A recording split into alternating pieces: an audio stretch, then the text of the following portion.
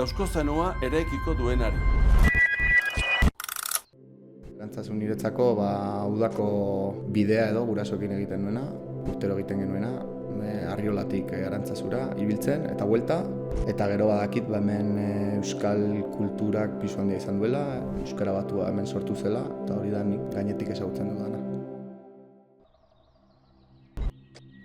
Zer ote daukagu irakastekorik Arantzazuko fraideok etorkizunak arduratzen duen gazteari? Nik Arantzazui buruz ezagutzen dutena eta daukaten lehenengo oroitzapena da segurazki etxean ikusitako argazkixetatik nire gurasoak hemen ezkondu zialako eta etxeko algunean dagon argazkixen bitartez izan ditut lehenengo oroitzapenak.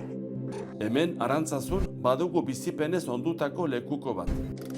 Arantzazuk historia luzea dauka, baina batez ere 20. mendeko historia eta niri asko interesatzen zaidana hemen gertatu zelako niretzat nolabaiteko iraultza bat, ez? Datorrenari beldurez begiratzean, dena kontrolatu nahi izaten dugu. Horrek preso egiten gaitu, ateak isten ditu.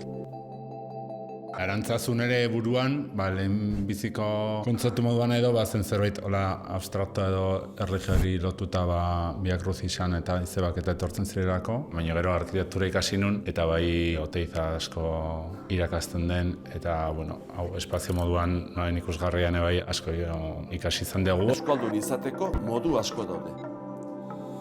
Ez izan beldurrik arriskatzeko, bideak irekitzeko, entzun, konpartitu eta ez utzi inoiz ikasteari. Ekin maitasunez Eusko Zenuaren bideari, guztiona izango da.